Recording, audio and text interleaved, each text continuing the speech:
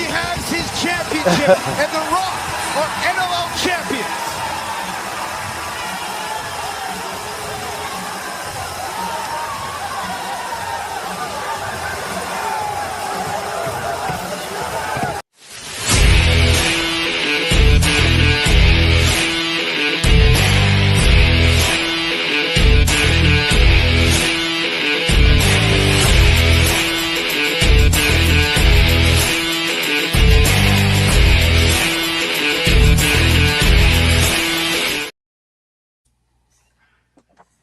Well, it's Sunday night. It's 9 o'clock. Welcome to All Lacrosse Live, and here we are. Look at us. Oh, how sweet it is. How sweet it is. You brought out the jewelry for it, you know. Wait a minute. Wait a minute. Damn it, I feel like a captain. Once again, congratulations, Toronto Rock. 7th championship in history. A tremendous showing by both teams tonight. And, man, we're going to get into all of that stuff in a few moments. But, wow, what an NLL final to finish off a fantastic year.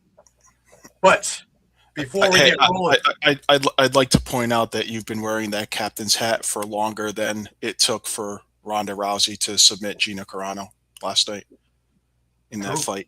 Mind you, most of those fights last night, I've been wearing it longer because most of those fights in the last 2 minutes. The longest fight of the night lasted 2 rounds. Not even 2 rounds, but hey, who's talking? You know, let's go back to happy things. Rock one. Remember, hey, here, Mike. Here's this one for you. There you go. I'm waiting 15 years for this now. They got to give me another patch on my jacket. That was the deal in 2014. Yeah, yep. That's right. Yeah. So now it's time to get on the phone with them first thing Tuesday morning going, when would you like my jacket? And the people there who weren't anywhere near there were going, huh? Jacket? Honestly, I'm the only one wearing one there now. So kind of funny. But, hey, you know, just a reminder to everybody that all of our shows are streamed live across Facebook, Twitter, YouTube, also Twitch, and the next day on Spotify. Remember to hit subscribe, follow, and like buttons. Always share. Please enjoy all the affiliates across the Stream Punk Entertainment Network. If you missed a show, no worries. You can grab them all on YouTube, which includes Stream Punk Cinema, Stream Punk Combat, as well as Stream Punk Sports, and, of course, All Lacrosse all the time, in which you will find retro games, interviews, library of shows, fights, press conferences, and so much more. Remember, you can stay up to date with all sports by visiting streampunkentertainment.com with great articles from our huge staff of contributors. Also, a reminder that our show is brought to you by 60. 60 is Canada's newest and most exciting sports uniform and teamwear brand, delivering top-quality uniforms and teamwear that reflects the spirit and identity of each team. Their commitment to innovation and excellence sets them apart, ensuring that every customer experiences the perfect blend of style and functionality. Unleash your greatness with 60. Remember to add LaxTalk10 for a 10% discount on your order. How do you get there? Well, the QR code in the center of our screen is a good one. If not, you can go to Instagram at sweet_60. You can go and email them at info.sweet60@gmail.com or go directly to their website at www.sweet60.ca/60. Forgive me. It's been 15 years since we won. A little disheveled. Kind of, oh boy. Just kind of wow. Now, the Rock Rules jersey that came many, many years ago that was signed by all the guys this year just became a championship jersey. Nice. Like it when plans come together. Eduardo's with us. Eduardo, we hope you are well too. Things are pretty good here in Toronto. Eduardo, you know Gary's well. Yeah. San Juan, Puerto Rico. I think things are doing very well for Eduardo today too. No standing toes, okay? Wow. Our pick'ems wind up in a tie. Shawn and Caden wound up tying. And that's gotta get this captain's head off. I think we're back to Toronto Rock stuff. We do retro stuff, man. And oddly enough, Shawn and Caden both tied last year for second place. Now they tied this year for first place. And you and Pat, who tied for first place last year, tied for second place this year. Isn't that amazing? Pat, we got to step up our game, man. It took a 9-3 playoffs for me to get back in the running. So, and I'd like to point out. I totally bombed the playoffs. Well, Mike took his spot there and he renovated. So the basement. I thought it was the renovations is what got me over 500 this year. Well, like I said, I thought it was very comfortable when I went down there for a little while. There was the renovations were very nice, very nice. Now remember a little bit of the wrestling thing. See, Jay cursed. I like that a lot. A little WWE in here with us. Oh man, Toronto Rock are your champions. Didn't make the playoffs last year. Shows you how easy you can move back bottom to top if you draft correctly and have some good draft picks. So now, can they stay on top? Can they repeat? A little early for that. We won. So looking forward to seeing the boys back probably tomorrow because they're probably painting all of Halifax red tonight, or red and blue. But anyways, just a few announcements because next week is the Gales party for their 80th anniversary over in Bowmanville. If you are anywhere near the area, please come by. 4 p.m. alumni game, 5 p.m. alumni versus the children, 6 p.m. refreshments provided by Chown Brewery at the Garnet B. Brickard Arena. 7 p.m. Aquasasne against the Green Gales. If you are a Gale, please bring any of your old stuff for viewing memorabilia stuff. Also, please RSP so that you can get your gift as being an alumni. It's going to be a great night. There'll be lots of things on sale of Gales things as well.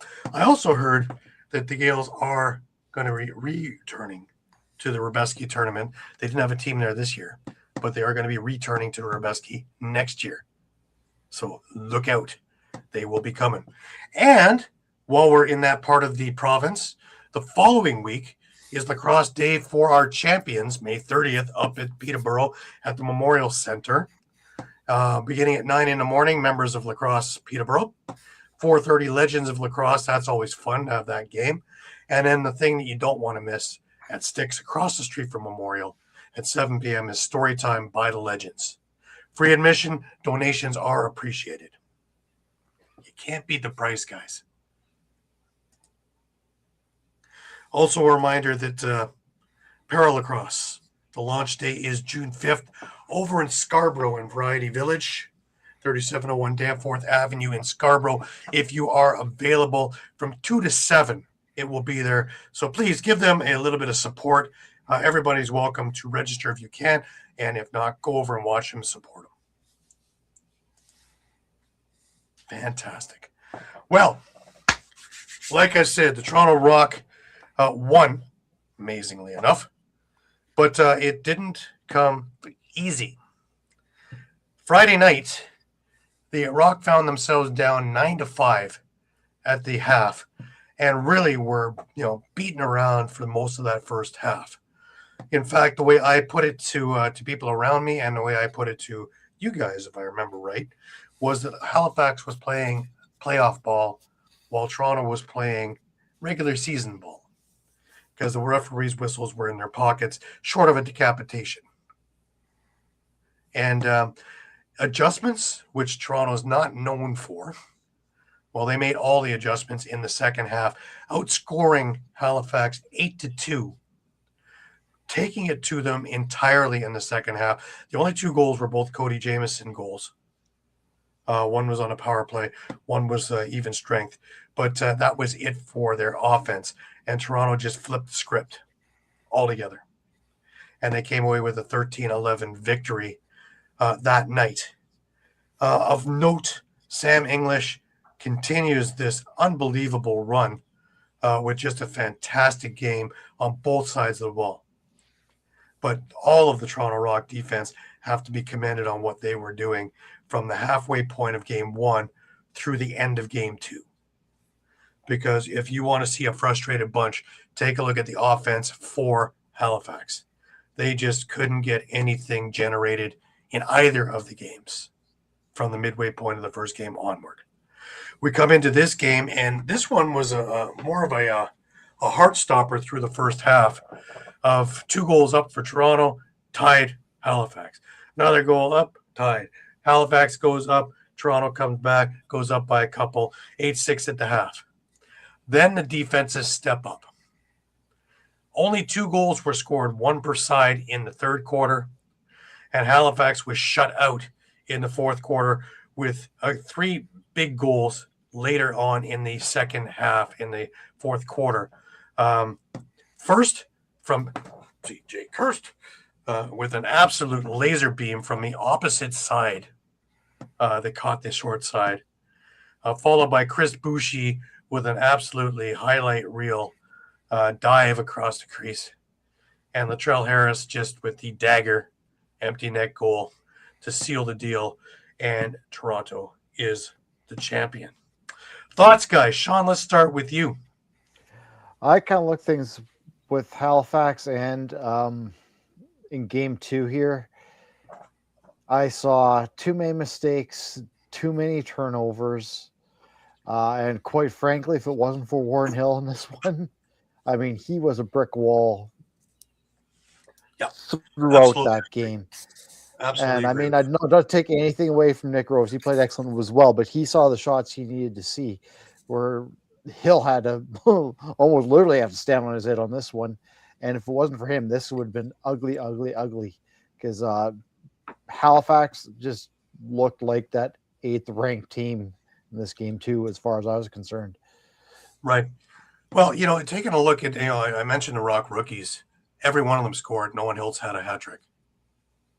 Like, talking about drafting well. But also, not just those rookies.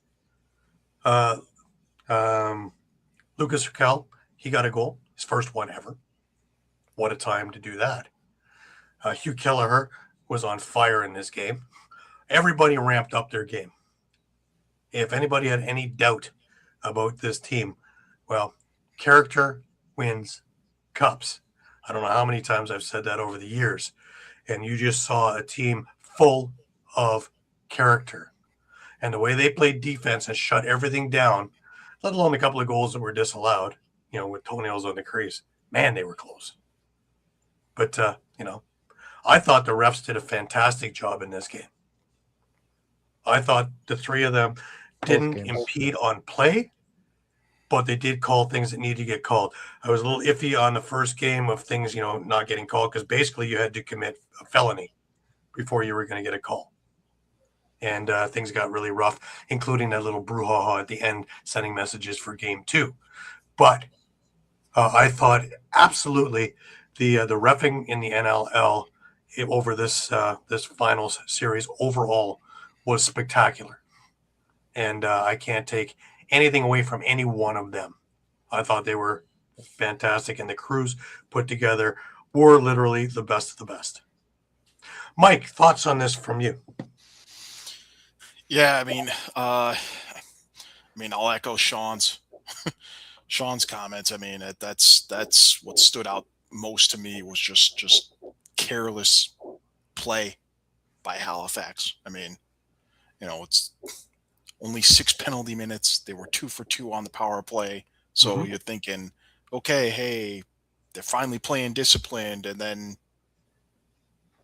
they kind of get undone by another lack of discipline, if you will. And just, passes aren't crisp, turning balls over, losing loose ball fights that they probably should have won. Just all the little things that kind of that lead to basically, Toronto would capitalize on all of those mistakes. Right. So, and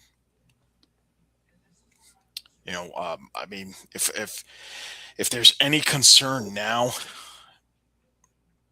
with, as far as I'm concerned with Halifax, it's how open is that window at this point? I know they have young guys, but the veterans are starting to get where we can almost kind of start saying the same thing about this group of veterans as we've been saying about the group of veterans in Buffalo for several years now. That how Right. much longer are we, how much longer is the band going to stay together with guys like, Cody Jamieson, Randy Stotts, Graham Hossick, and the like. Well, they're close, but they're not there. And again, like Shawn said, they looked like an 8th place team today when the rubber hit the road. And I don't know, but you take a look at the teams they beat to get here, and it's astounding how well they did. But you can't have a night off in this league. Well, you can't And, deny who they beat. I mean, they earned their spot. There's no doubt about that. Like, Absolutely. And they also faced adversity after they got the doors blown off 21-10 to Georgia. I thought they were done for game 3, and they came back and beat them. Kudos for that. But, here, they played a really solid first half of the first game. And from that point on, not to sound biased or a homer or any of that stuff, probably do anyways, but the cream rose to the top. The better team won. I've said that with the Bandits winning before. I've said that with Saskatchewan. I've said that when Georgia, with the better team, won. And, kudos to Jamie Dawick for putting together this squad. I can't wait to see what happens with the 2 first-round picks that are coming. And remember, Ty English comes, let alone what they're picking in this draft. So just another piece to this this rebuild. I don't know. Glenn Clark said it. We kind of screwed up in our rebuild of 5 years happened in the first year, and we made it to the finals, and everybody kept expecting it. Well, these guys won in their first year of rebuild. So what do we expect in year 2? Flat? Or do we expect? Also, what do we expect out of Nick Rose next year? He's now got that elusive championship. Do you be like Whipper Watson and go, that's it, I'm done? Leave on top? Or do you come back again? Because I'll tell you what, and we said it through the show, I said it a number of times, and you guys have echoed it. From the time Nick Rose came back from his injury, he hasn't looked better. He has been on top of his game entirely, beating all the teams he had to beat. He had 1 loss from the time he came back from injury, and that was that debacle in Philadelphia, that Sunday, whatever that was, Sunday Bloody Sunday. And then the Seals won in the playoffs, also an afternoon game. Note to self, don't play them in the afternoon. Other than that, he had been lights out. And the saves he was making in both of these games, as well as the San Diego series, were spectacular. Yeah, he got a lot of things. The defense let him have the shots he needed. But a lot of these saves were things that he had to move all over the place and made some incredible saves. You think about one in the 4th tonight, where it was just an absolutely spectacular save just after Toronto went up 3. Could have changed all the momentum. Still a lot of time left in the game. Timing saves. But, yeah, I mean, I'll go back to game 1 in the first half when Halifax was already up. Hey, Dave, good to have you with us. 2 consecutive chances Cody Jamieson had on the doorstep, and Rose just stoned him. And then a 3rd chance, maybe a few possessions after that, with Cody Jamieson again hitting the crossbar. Yeah. Well, I started feeling that I'm just saying, give those 3 goals to Halifax, and maybe this Toronto win hit a is number of bars too, maybe right? this win is forcing Game Yeah. 3 instead of seeing Like I Toronto said, raise Toronto the hit bar. a couple of bars as well, but that's part of the goalie equipment. I knew the goalie gods were with them as soon as I started seeing them ring off the post. When Mike Robinson hit the one that was right at the junction, I Yeah. knew the goalie gods were with him. Because how many times do you see that? Yeah. But we also had awards given from the NLL, just kind of off to the side there, kind of, hey, here's your award. You don't care now. You're raising the cup. Yeah, I'm raising There's only the cup, one so award that counts, right? it doesn't hurt as much. Actually, media person of the year, Grant Perro. If you've ever been on NLLstats.com or read him on NLL Chatter, there's no one of that group that was more deserving of that award than Grant Perro. And I sent him a note when he won, and I really loved what he does with all that. That's the site to go to if you need up-to-date stats, or you need stuff from yesteryear, or you need anything else. That is just a spectacular site. And he's done amazing work for a number of years. And it's great to see him get recognition. Yeah, it happened to be in the year I got nominated too, but he is worthy of this award. Absolutely. So, congratulations to Graham, and well deserved. We move into sportsmanship award, and it was Ryan Keenan. And again, very well deserved. Shawn, you can speak of this more than us, of what a great guy he is, Absolutely. on and off the floor. Oh yeah, absolutely. Just an outstanding person, like you said, on and off the floor, and is a true leader as well as on and off the floor. And I definitely deserving of that award for sure. Right. Teammate of the year went to Luke Magnan, and Ottawa didn't really have that much to cheer about this year. But what a nice move that was, get him over there. Mike, what do you think? Yeah, I'd agree. Get that veteran presence on the defense. Right.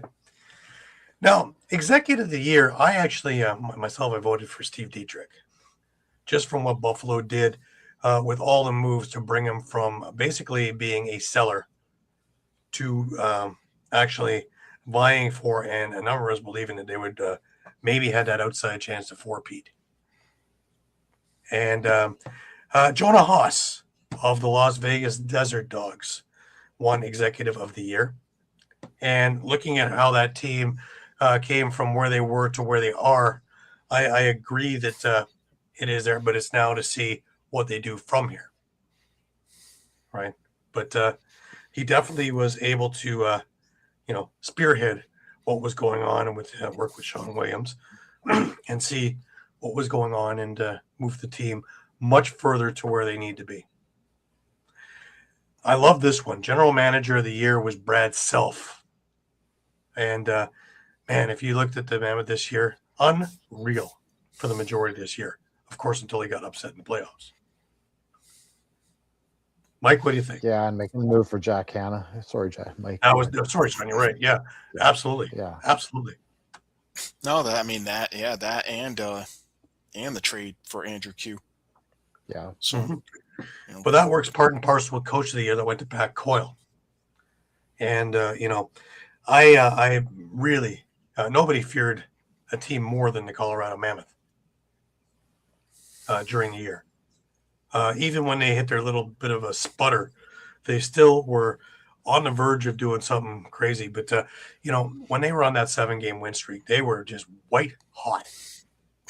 And this came out of, basically, if you remember back in training camps, Coyle and Self had 2 full squads of guys that they were looking at and trying to figure out places for them. And the team that he chose out of those 40 or 50 people that were there was the right choices. And I think that team is set up for success for a number of years to come.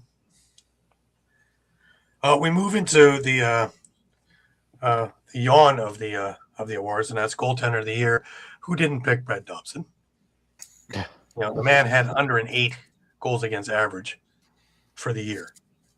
He was just absolutely spectacular. Kind of what we've seen in him in field. We've seen now him in box. And watching from when he came in to replace Craig Wendy a number of years ago to where he is now. He is skyscraper away from that goaltender to where he is now. He is just, right away he puts the offense at a disadvantage because they're gripping their sticks hard because they know what they're up against when he's in net. Defensive player of the year goes to Callum Jones.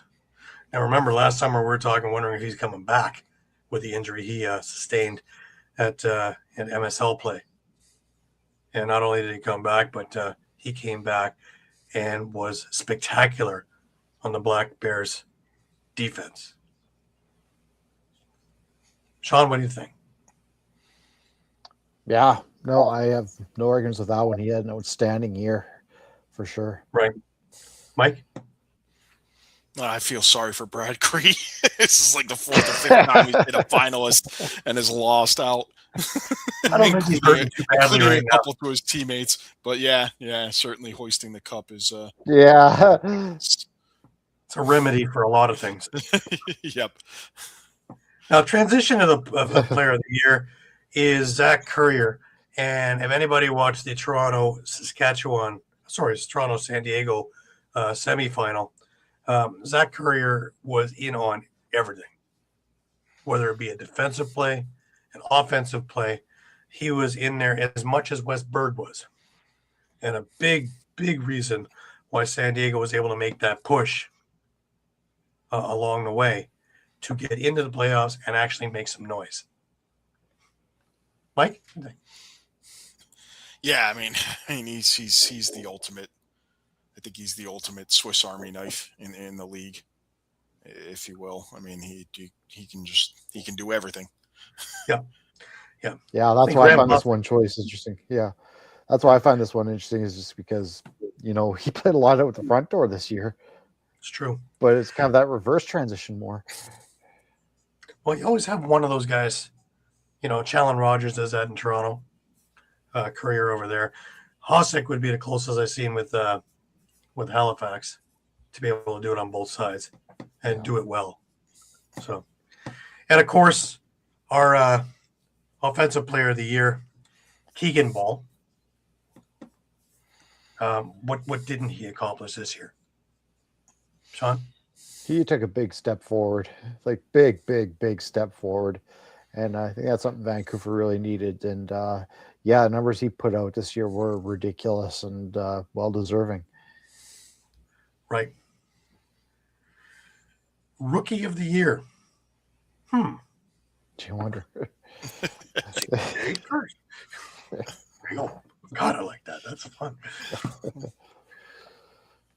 CJ Curse. And really, was there much of a doubt? No. But hey, what more can you say on something like that, right?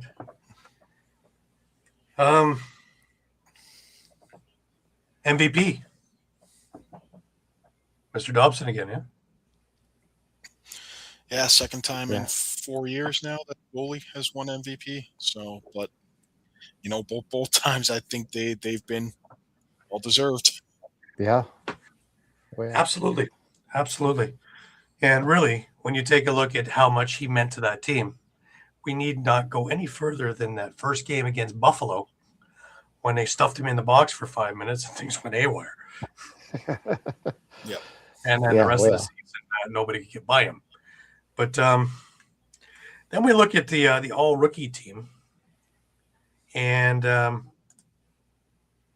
all-rookie team, my eyesight isn't that good. Of course, Michael Grace, who unfortunately had a big injury that kind of, I think, dashed Georgia's hopes. I think if he was healthy, they might have gotten by Halifax. But I'd agree with that. Remember, they didn't have Nolan Byrne for Game 3 either. Right. Well, Nolan Byrne was also on the all-rookie team, of course. From the Rock, you had 3 of them. You had Owen Hiltz, Sam English, and C.J. Kirst. Gee, the 1, 2, and 3 picks. And, of course, Jackson Fridge, who was a guest on the show a few weeks back. Fantastic. In a year where Oshawa didn't have a great year, he was a bright spark on both sides of the ball. And Absolutely. was starting to really get a good feel for things, and look forward to seeing what he's going to do over the next little while. We moved to the all NLL first team, and of course, you have Dane Smith. You have Keegan Ball. Callum Jones is on that team. Well, there's Brad Cree. Didn't win the defensive award, but he's on the team. Zach Courier, and of course, Brett Dobson. Not a bad line. But I'm going to wait for you to finish before I bring up my little pick. Keep going. The floor is yours. No. Keep going with the second team. Then we'll start. We'll get to it. Yeah. Well, let me just keep sliding along here. I don't have the second team here, Mike. That's all right. I got it punched up here. So we've got Andrew Q, Jeff Teat, and then for defensemen we got Ryan Dilks and Mitch DeSnew. Your transition player Jordan McIntosh, and your goalie Christian Del Bianco. And here's my bone to pick, which you could pick it, you could leave it alone. Tanner Cook led the league in goals, not on either team. Connor Fields, second in the league in points, not on either team. Now, I mean, when I first saw it, I thought, boy, those are 2 pretty big snubs. Thinking about it a little more, who you're going to replace on those teams. If there's, I guess my stance is if there's anyone's that you're going to replace, listen, I get it's hard to replace Jeff Teat. He's arguably the best player in the league. But, much like Cook and Fields and their teams, his team didn't make the playoffs either.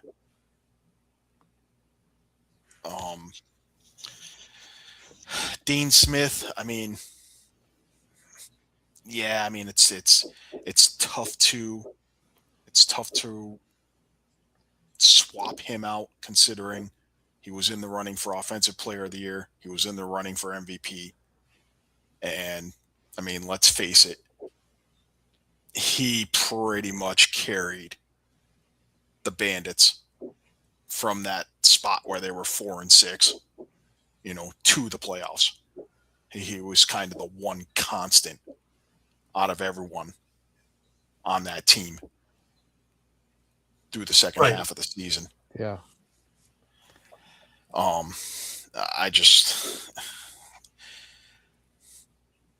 don't know. I guess it just rubs me a bit wrong that you don't have the leading goal scorer who, was 1 goal shy of a 50-goal season, which, you don't need much more than your fingers and toes to count the number of 50-goal seasons in 40 years of this league's existence. So, and a guy who's second overall in points, and who was the MVP last year.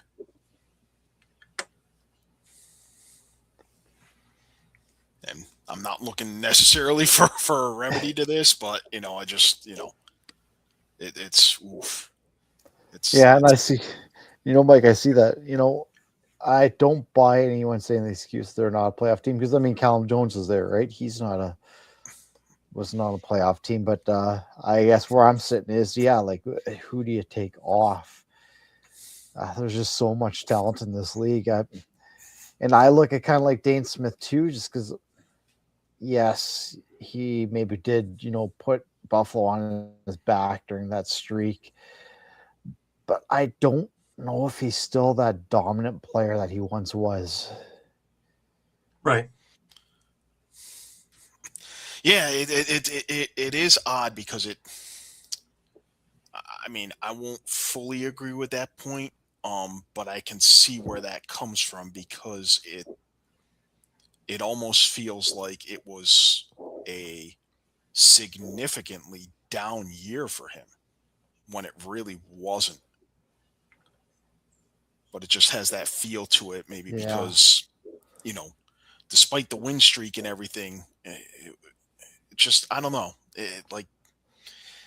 Maybe just because it wasn't the feel of, him always being in the spotlight every single game. It was more just, hey, I'm the consistent guy. I'm the one who's putting up, 2 and 5 every night for 10 straight weeks to help us make the playoffs, versus, hey, I'm not the one who, scoring the sock trick. And I mean, I can see making the argument too for swapping out Andrew Q, just because he missed a number of games. But anyone could take that same logic and reverse it and say, hey, if he plays a full 18 game season, extrapolate those numbers, and he's probably MVP, and he's probably Offensive Player of the Year, considering what he put up in the limited number of games that he played. Right. Valid points, but there's only so many spots around. Spots, yeah. So hey, I'm just going to give honorable mention: Tanner Cook, Connor Fields. Thanks, Brian. You guys had phenomenal seasons despite your teams, falling short of the postseason. Just, I'm going to give my shout out to the two of them. Right. So Brian Cole is with us, and thank you, Brian, for the thing. Like you say, gotta celebrate. It's heavy. It wasn't so warm around here. I had to put my jacket on. But hey, finally we're into the 70s or 80s here, so I'll take it.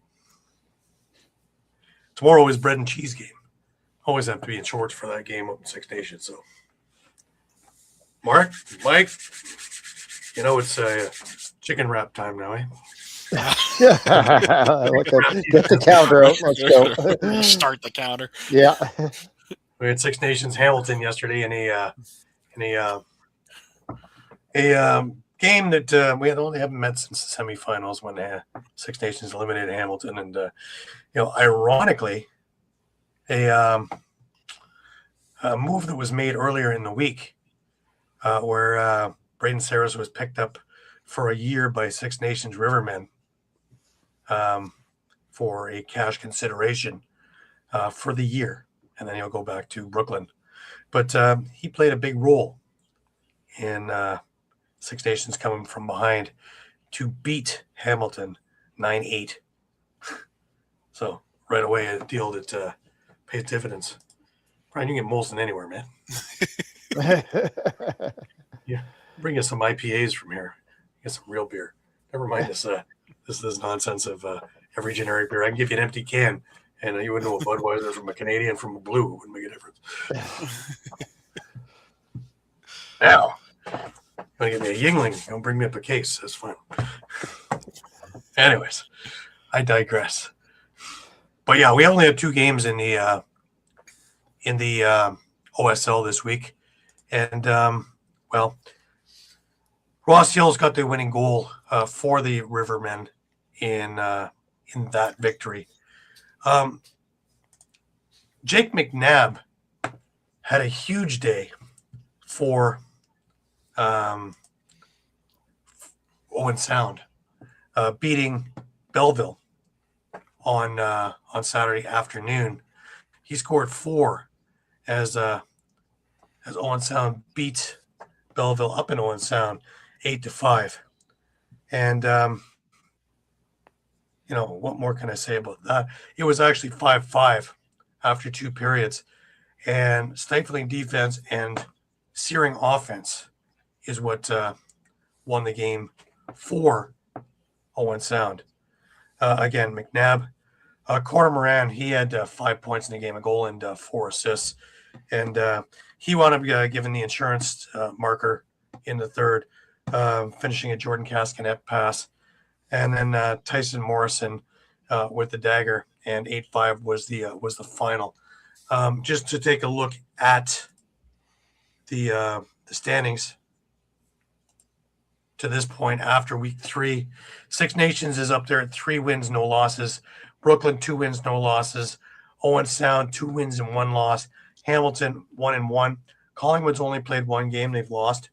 Belleville 0-3. Ennismore 0-2. But we have a full slate of games going on this coming weekend, and that is Saturday with 3 games: Owen Sound at Collingwood, Six Nations at Ennismore, Brooklyn at Belleville, and Sunday in the later afternoon, Collingwood visits Brooklyn for a rare Sunday afternoon game.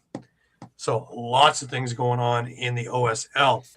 In the MSL, I mentioned it briefly, and the season opens tomorrow with the bread and cheese game, Owen Sound over into Six Nations. Curious to see who is going to be on the Six Nations team, since a few of them played today. I don't think they're flying in tomorrow for the game, but still going to be a powerful squad. On Thursday, there are 2 games. That's Brooklyn at Brampton. Six Nations up in Peterborough. That's going to be a barn burner. If you have a chance to make it up to the Memorial Center, you're not going to want to miss that game. Six Nation plays 3 games in the first week. Talk about a crazy schedule. Because on Sunday, they're in Coburg to face the Kodiaks as well. And that is MSL for this week, as we will have much more on them starting this coming week. Stick with us. We will have all the recaps. And I don't know if all of you realize this, but I was earlier in the week appointed onto the board of directors for Major Series Lacrosse, as well as the director of social media, as well as doing the Ontario Series Lacrosse. So all of senior lacrosse in Ontario is now under my tutelage. So go team. So excellent. If I didn't do a lot of miles already last summer, we're going to be doing a lot of miles. But look forward to seeing everybody at the arenas, and look forward to chatting with everybody, because I always enjoy the conversations, because it's so great to see everybody. So looking forward to all of that. Lots of things on the go. Now, remember, the Flow Sports is streaming the MSL games. It is a paywall, and a season costs, I believe, $200 and something for the entire year.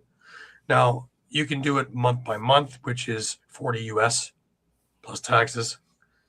So your better deal is to do the year. Now, there's lots of other sports on there as well, including lots of other college lacrosse stuff. So, yeah, you may not need it for the next little while, but down the road, if you want to watch some, there's lots of it on there as well. So it's not just looking at it for the 2 or 3 months for MSL. So have a look at it. If you go onto the MSL site, you'll also see where it says how to watch. Hopefully the link works.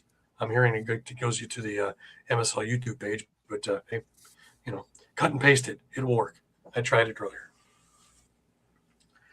But anyways, that's how that's going to be working out. When it comes down to the Mann Cup, apparently that's still up in the air. Lacrosse Canada wants to do it on a free stream, but things are still debating back and forth on how that's going to work, whether it goes under the East tutelage, just like the West would have it under WLA TV. The East would like to have it under the pay window here for Flow. And we'll, as we know, we'll let you know. But that'll bring us on over to PLL, guys. And looking at the pick'ems, boy, we should stick with NLL. Yep. Yeah. Didn't mean to highlight the 0-4, Shawn. Sorry. Yeah. But Mike, what are you doing up on the top there? Yeah, what the heck? You know, we are It's bizarre officially in the upside down.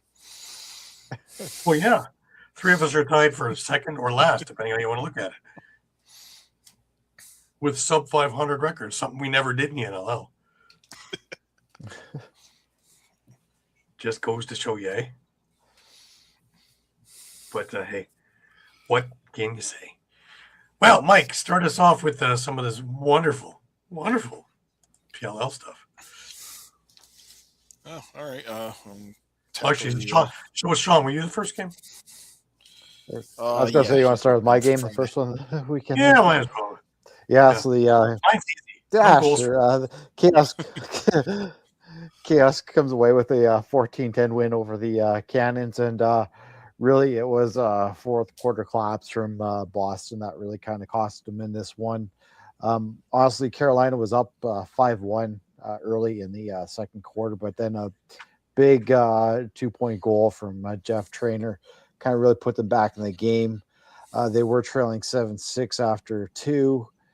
And heading into the second half, they actually were able to tie up the game. Again, with a big goal from Kelly to make it 8-8. Scott scores late, and we get a 9-8 lead for Carolina. Heading into the final quarter, they tie it, Carolina goes up by 2 with Jackson Eicher scoring. But again, another 2-point goal by Coulter McKessie, and you're tied 10-10. But that's 4 goals straight from the Chaos to close it out. So really, Boston and the Cannons were just right in this one till the end, and then they just kind of collapsed in the last 9.5 minutes or so. Just kind of lost control of it. Just kind of looking at the stats here. Again, Jackson Eicher had a 4-goal night. Brendan Necturne had 3 goals and an assist. I had 2 goals from Shane Knobloch, and Aslania had a goal and a 2-point goal for the Chaos. For the Cannons, McKessie had a goal, a 2-point goal, and 3 assists for 6 points. But after that, it kind of really fell off. Jeff Trainer had the 2-point goal and assist. Marcus Holman had a pair of goals. He had a pair of assists from Asher Nolting. But you really, especially guys like Nolting and Holman, I think you kind of expect a little bit more out of them from the Cannons. Right. Well, we kind of expected Carolina to have a little bit more, since they kind of imploded last week against Atlas. Really should have found a way to win that game. So they kind of got the needle back up to the end. Wouldn't you say that, Mike? Yeah, not without some concern though.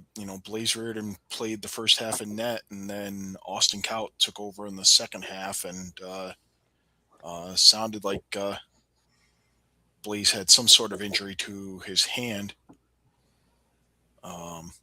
near the end of the first half. So that'll be something we'll have to watch to see if it kind of becomes a lingering problem as the season goes on. That Fortunately, could be a big loss, yeah. Fortunately, the whole league is off next week, so he has 2 weeks to recover before week 3 in Baltimore. Right. All right. So we head on over to the Atlas, kind of playing against the Maryland Whipsnake. I gotta give a shout out, and that is, of course, to Emmett Carroll in net for Maryland. And man, this guy was just unbelievable. I think at one point he had a 75% save percentage, but they couldn't beat him. Yeah, they couldn't beat him at all. At all. He was just the answer for it. He finished with a 75%. I think at one point he was at but 18 saves on the day. It's not like he didn't face anything. But, the Maryland used a dominant middle stretch to pull away, in which it looked like Atlas went to sleep, where they scored 1 goal in two quarters. Mind they didn't do so well on the outer ones in first and 4. They only got 5 there, but they went absolutely to sleep in the middle ones. But Maryland, to their credit, pretty steady offensive thing. 4 in the first, 3 in the second, 4 in the third, and 1 just going on home. But Maryland, convincing 12-6 victory. They struck first just 7 seconds into the game. Petey LaSalle opened the scoring, but Reed Bowering answered for New York just over a minute later. Aiden Carroll restored the Whipsnakes lead before Matt Traynor blasted home the equalizer at 6:38. Maryland closed the quarter with momentum as LaSalle and Carroll scored 1:16 apart to give the Whipsnakes a 4-2 lead after 1. Maryland continued to dictate play in the second quarter. Carroll completed a 4-goal performance with 2 more tallies, including 1 off a feed from TJ Malone. Matt Brando added a power play marker from Rob Pennell, extending the Maryland lead to 7-2 at the half. The Whipsnakes kept rolling in the third quarter with unanswered goals from Adam Poitras, Pennell, and Truett Sutherland to build a commanding 10-2 lead, and for all intents and purposes, ran through the fourth, just kind of la-di-da. Bowery scored with his 12 seconds remaining in the third for New York, but LaSalle answered 7 seconds later to immediately halt any of the Atlas momentum. Nothing like a fine exclamation point. Going, yep, we're going to have something in the fourth. Oh, no, we're not. Yeah, and especially after that goal, it's a highlight goal of the weekend. Yeah. New York showed a little bit of pushback in the fourth as Traynor and Brian Kostiuk scored back-to-back goals early in the period, but Maryland responded once again with Poitras finding the back of the net. Connor Schellenberger scored with 15 seconds left for Atlas, but that was way too little, way too late. And again, the Whipsnakes cruised to a 12-6 victory. My 3 stars of this thing was, of course, Aiden Carroll, Petey LaSalle, and Emmett Carroll as the three stars. They just dominated the defending champion Atlas. Now, once again, how different is this team when you don't have Jeff Teat quarterbacking at all? Oh, night and day. Absolutely. Absolutely. When you don't have to worry about that and you can just concentrate on the outside stuff, there really isn't a whole lot to hope. But, there's always next week. And let's I'd also add to that, no Trevor Baptiste either. So True, yeah.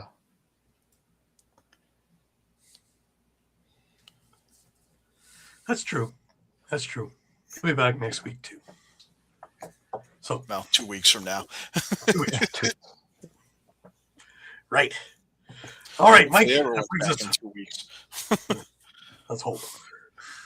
So we go to Denver, California, in the only game that really kept my attention to the scoreboard because man, all the other games were kind of like, yeah, let's go be doing something else. Yeah, Redwood's looking to go 2-0, but the Outlaws escape with a 10-9 win. Really 2 big runs. California had a 6-3 lead after 1. Denver shuts them out in the second quarter with a 4-goal run to take a 7-6 lead at halftime. After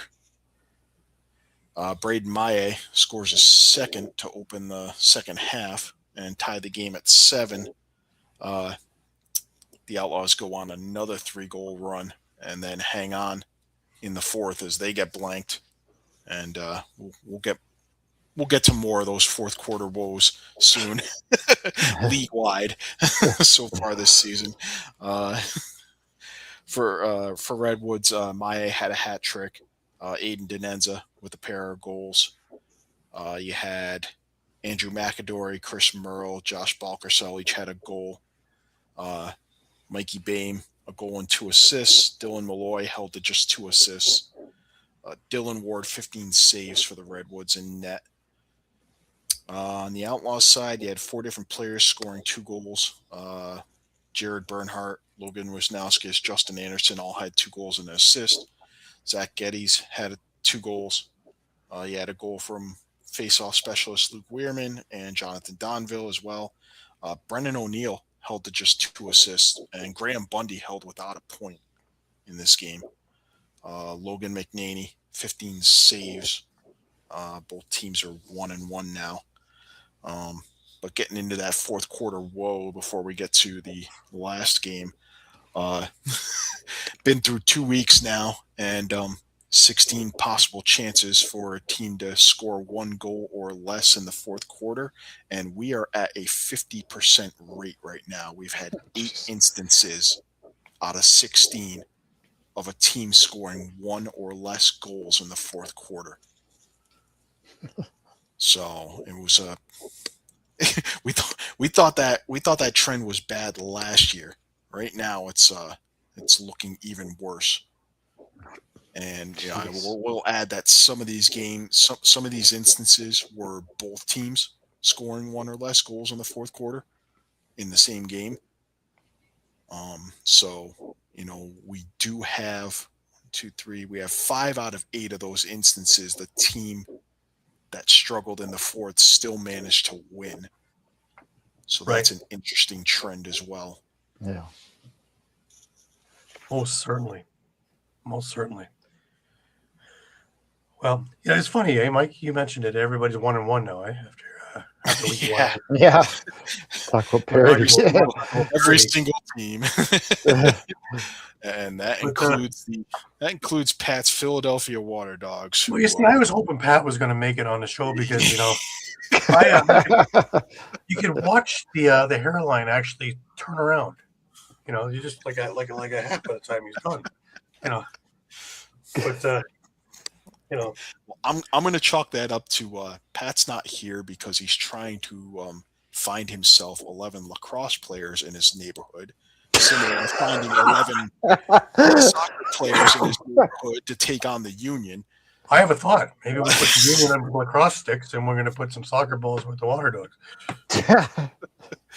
By the way, they are going to get CJ Kirst back real soon. So, who scores more goals next week, the Union or the Water Dogs? Ouch. Well, I threatened Pat with death and dismemberment earlier in the week because, I thought that when he did his Philly sports power rankings that he should have had Water Dogs top 2. And thank you for proving me wrong, Pat, by not putting him in the top 2 because 19-5, they fall to the Cannons, who were playing the back end. I think we were down 2-0 in the national anthem. Yeah. I think they were down already. Just not good all the way around. They just they honestly, for a team that was playing a team that was on their second game of the weekend, the Water Dogs were the ones who looked like they were in cement or molasses or something similar. Jake Taylor, a goal and an assist. Connor Kelly had a 2-point goal. And then you had solo efforts from Kieran McArdle and Thomas McConvey. Michael Sowers held the 2 assists. Matt DeLuca, just 7 saves on the night. He was replaced by Sean Byrne at the end of the game. All the big name goalies all had rough weeks, eh? Antonin, DeLuca, all had rough weeks. Yeah, Dylan Ward. Trade Ward, hashtag. It's already happened once this year. More than enough. Hey, Rose got traded twice in the same year last year. And he comes back to that team and wins a cup. True. If there was any bright spot for the Water Dogs, Connor Farrell, 12 of 21 at the dot. Cannons, I mean, what can't you say? way to bounce back from that collapse against the Chaos the night before. Marcus Holman, 4 goals, 2 assists. Brian Kelly had a hat trick and 2 assists. Matt Campbell, a goal, a 2-point goal, and an assist. Mick Kelly had 2 goals and an assist. He had a goal and a 2-point goal from Coulter Mackesy. Colin Kirst, 16 saves, just unreal. Just big saves too. I mean, Water Dogs did have some quality looks in this game, but Kirst was there just at seemingly every turn. And I don't know that I can fault the Water Dogs defense. They just, it just seemed like, they were playing tough, but, you have Slides just coming just, a moment too late, and it just kind of kept on adding up. But, obviously Cannons, you're getting away with the split and you got to feel good about how you were clicking at the end. Well, yeah, this was an emphatic performance. This was telling everybody that don't pay attention to the other one. This one is where we're at. And everything clicked for them. There really wasn't any part of that game that I could say that, well, maybe they could. Everything worked for them in this game. It's how do they bring it in 2 weeks' time to Maryland? And playing Maryland in the first game that will make me wonder if this is for real. Because, again, Maryland's coming off a big week, too. Yeah. They've got 2 tough games this week. That's in 2 weeks' time. Yeah, I agree. We're going to have Whip Snakes will be, again, it's week 3 in Baltimore 2 weeks from now. It's Whip Snakes homecoming. They have the Cannons Friday night, and then they have the Archers on Saturday night. Right. And now, New York, do they want to look like donkeys on national television because their game's on ABC? So you're gonna that's a championship rematch against Denver. So exactly, and they're gonna want to put their best foot forward. Yep. Denver is going to want to do the same after their performance this week too, right? So it'll be interesting. Utah against Maryland, another big time game. The Archers, they looked pretty good last week with a week to rest, and here we are. So actually with 2 weeks to rest. So will they be rusty? We're only 2 weeks into the season.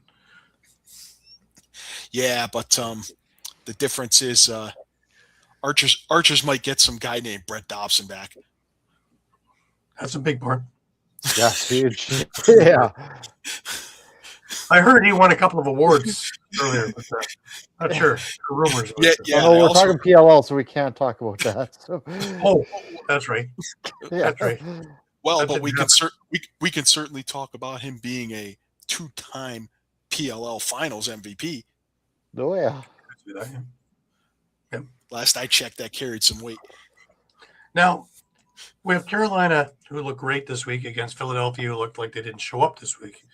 They're going to face each other in the late game. So, what kind of Philadelphia team do we get? They should have CJ Kirst back. Yep. But the rest of the guys were there. Yeah, I mean, obviously that'll be a plus. Did hopefully someone checked on Bill Tierney because he looked like he was about to have a coronary on the sideline after that performance. Yeah. Right. Keep playing the guy.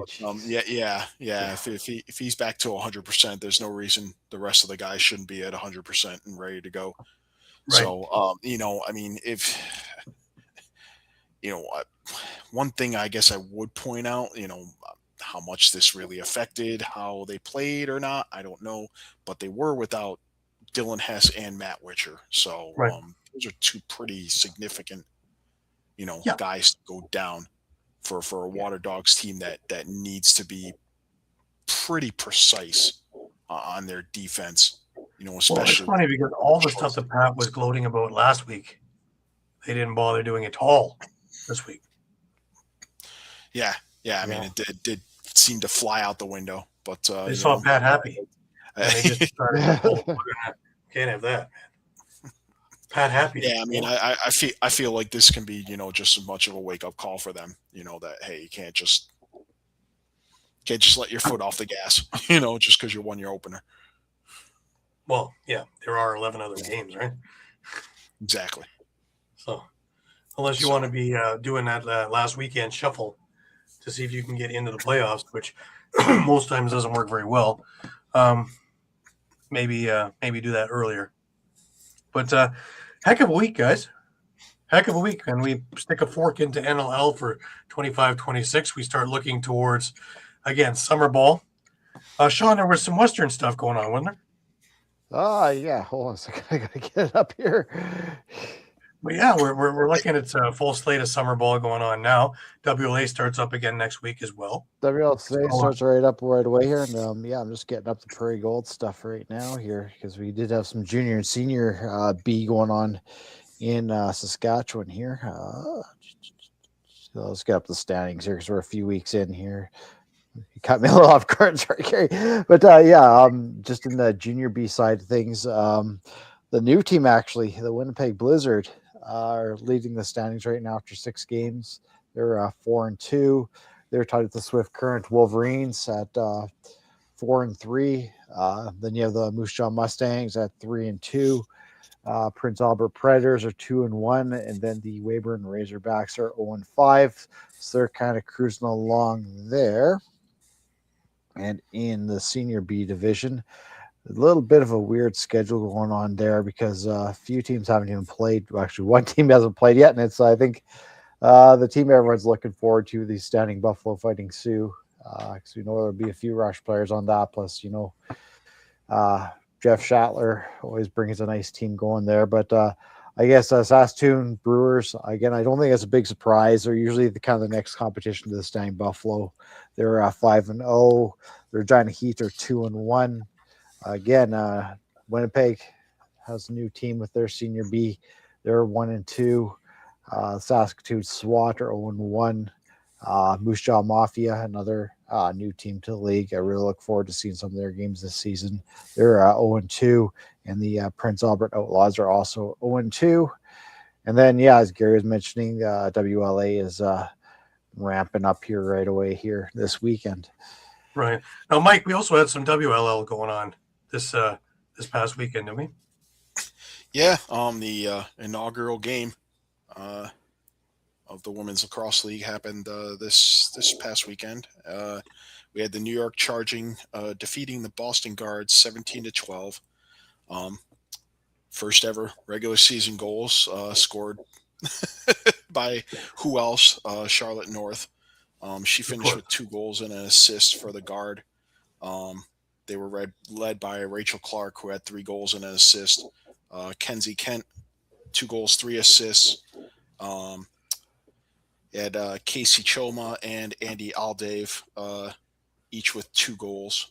Shay Dolce made 12 saves in the losing effort. For the Charging, Sam Smith, 15 of 29 on faceoffs, 9 ground balls, and a goal. Izzy Skane had 4 goals and 3 assists, huge day. Aaron Kuykendall, 3 goals, 3 assists. He had 2 goals each from Meg Carney and Emily Harris-Chuck, as well as Riley Campbell. That's Matt Campbell's sister, by the way, of the Cannons. Had 2 goals, more goals than Matt on the day. I just want to point that out. Madison Doucette, 14 saves. But yeah, big weekend for the Campbells, obviously. And the Charging win the inaugural game, and that's they only play the Guard once, so they already have a tiebreaker there as they head towards the championship or playoff run. The women's teams are only playing, I believe, 4 games, so they're playing one team twice, and then each of the other 2 teams in the league, they play once.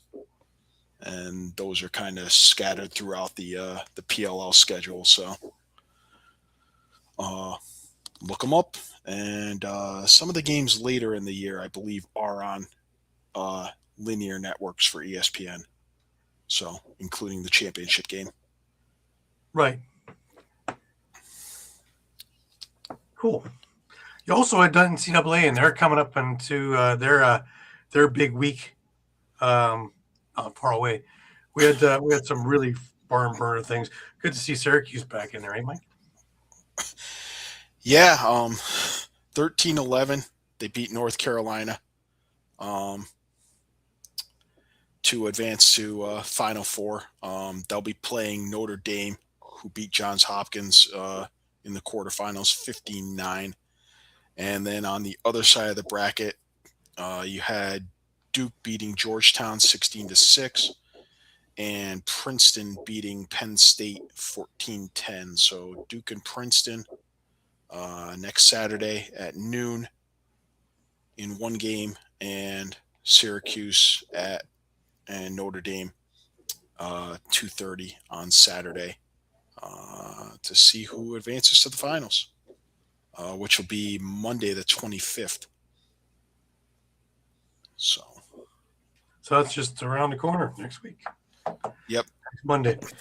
No, I don't know if you guys listened last week, but I had Bob Terring and Don Zimmerman. I think between the two of them, they have 6 or 7 NCAA Division I championships. Really great conversation. It's up on our YouTube page as well as all the social media things. Upcoming this coming week, I have Miles General on the show talking about yesteryear, but also talking about a really great project that he is doing up in the on the reservations with his company 7 Sticks, and that is to help a number of the players, former players and current players who have fallen off the path, whether it be through substance abuse or it's been through criminal charges or something like that, and getting them back up with support and weekly meetings and everything else to try and right the wrongs and get things back on track for some of these fine individuals. And I really look forward to I had a great couple of days chatting with him at the Rubeski tournament, so I'm really looking forward to spending some time on the show with him. And then the following Thursday, you guys will love this one, is now newly retired former referee Todd LeBranch will be on the show. So looking forward to talking about his 25-year NLL career, as well as some other things, and get his views on State of the Union and everything else, as well as behind some of the great calls. Because remember, he had some of the best calls we'd ever heard,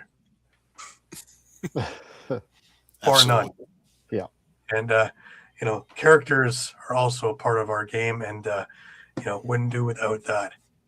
Heartbeat. So there's going to be some great shows upcoming. Lots of great guests coming up over the next number of months throughout the summer. So stick with us. And we are your Costco Lacrosse, your one-stop shop for everything you need and you want for lacrosse. We are on Facebook. We are on Twitter, X. We are on Instagram. We are on Thread, as well as on YouTube and at www.streampunkentertainment.com. So please check us out a couple of times a day, because the news is always changing. With summer ball just getting in full swing, there are going to be games every single day of the week. Recaps will be up as quickly as we can get them to you. And it should be a blast of a summer. Lots and lots of things upcoming and to do. So that brings us to last words. Shawn, last words to you. Yeah, I guess first, congratulations to the Toronto Rock for an excellent season, a well-deserved championship, and otherwise, really looking forward to the WLA opening up this weekend, as mentioned before. I was just actually going through this weekend's schedule to look at Friday night. You have the Adnax against the Shamrocks. I mean, if Adnax have Christian Del Bianco and net, that could be a really great matchup. And then the very next night on Saturday, again, the Adnax against the Salmon Bellies. All three of those teams are probably going to be looking at the top of the standings this year. Right off the bat, you got them matched up, which looks like those are going to be really great and a great start to the season. Excellent. Mike, last words to you. Yeah, again, congratulations to Toronto, and congratulations to Halifax for showing a lot of grit and toughness. Yeah. Uh, you know, basically playing playoff lacrosse for 2 months instead of one. You want to talk about character? Yeah. Yeah. So, PLL is obviously off next week, but I'm excited to kind of see that ramp up. Especially again, all the teams are 1-1 right now after 2 weeks of play. So, Right. I want to bring up one more thing before we sign off. And now Kitchener is the far away front runner for the goal to win the Minto Cup. But did they mortgage their future to 2050? You take a look at this, and I think they gave away 13 first-round picks. Yeah, that's and 9 second-round picks. Isn't that insane?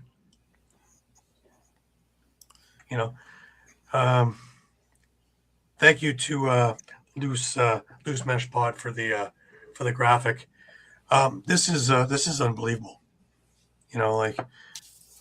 Even if you do win, then what? The program goes, what you going to do? That's crazy.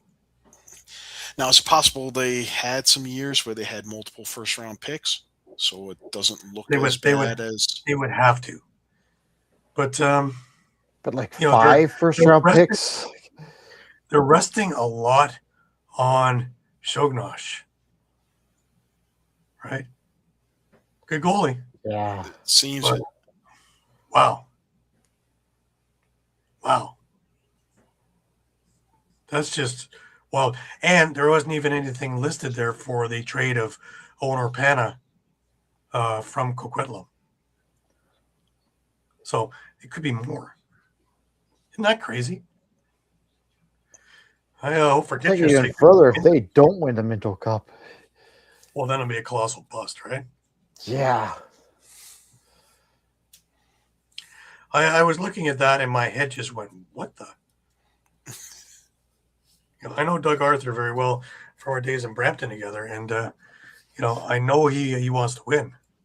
But he's a good lacrosse mind. So, wow. Wow is all I can say on that. But, hey, it is what it is, right? It's going to be interesting, especially if they don't get off to the start that everybody expects. Yep. Yeah. But anyways, again, congratulations, Toronto Rock. It's been 15 years. It's about time. I was actually just looking at the Toronto Rock site, and if you want a T-shirt or a cap, it's already up there for sale. So, just in case you're interested. And one more little thing before we go that I want to throw in: final tally on goals for the NLL season. Right. Last year we finished at 3,124 goals scored. This year we did not break 3,000. We finished at 2,993. Oh, so, wow. Jeez. 131 goals behind last year's pace. Wow. And we basically played the same number of games. Right. And without that bandit rule. Yeah. That's the thing. That was supposed to increase scoring. But then again, nobody expected a goalie like Dobson to have a goals against of 8. Nobody expected Nick Rose, when he came back from an injury, to be lights out for 6 or 7 weeks before the playoffs and put up some remarkable numbers all the way through it. So, yeah, it's interesting. Yep. Don't forget Warren Hill matching early in the season. Yep. Matching that record for goals allowed, fewest goals allowed in a game. Yep. Interesting. But stick with us, because again, we're going to have everything for you. Remember, if you're in the neighborhood of Bowmanville, Remember, the Gales' big day is next Saturday, and in Peterborough the following Saturday for Lacrosse Day for their champions. So please give them a look if you're anywhere close, because they're going to be great shindigs. Anyways, for Shawn, who's somewhere in Saskatchewan, I'm not sure where. He's just roving around, traveling. Just outside Saskatoon, but yeah. He's doing his tour. Yeah. We expect him in Saskatoon during the rush season, not afterwards. Not after. Yeah, here I am. You know, we haven't put together the tractors and things like that for the Muffler Mike parade for a while, so Shawn's just trying to get it all stirred Just back up tuning again. them up, yeah. Got to do the legwork to get all this together. I think that's getting retired, just like the chicken wrap counter. Well, you know, thought I could give it one last kick. You know, I may put this every single week now for the next little while. I'm going to I'm not going to Disneyland. I'm going to go over there and have a rock solid lager or something like that. So one year we don't sell rock beer. Imagine that. How about that? Eh? The 1 year we don't have rock Got rid beer. of the turf monster. Turf monster, yeah. There's no The turf curse of monster. the turf No. monster. I love that beer. Yep. That's like when they had the Canuck beer from another one, and man, I can drink beer all day long, but that one there, 2 beers and you're seeing like triple. You're actually seeing yourself. You're having an out of body experience while you're sitting there drinking. What's in this stuff? Yeah. Brings you back to the old famous Amos cookies with luck on taxi, showing my age, with the cocoa leaves in there. I wonder why everybody's enjoying themselves. But anyways, I want to thank everybody for being with us again, and we really appreciate all your patronage and all your support. And we're looking forward to having a great summer with everybody traveling all over the place and games galore. So stick with us. This is when we get really busy. So for Shawn Slaght over in Saskatoon, for Muffler Mike over in Connecticut, I'm Gary Groob in Toronto, celebrating. And we wish you the best of weeks. Remember, keep your sticks high, keep your spirits higher, and until we meet again next week, have a great week. Take care. Rock.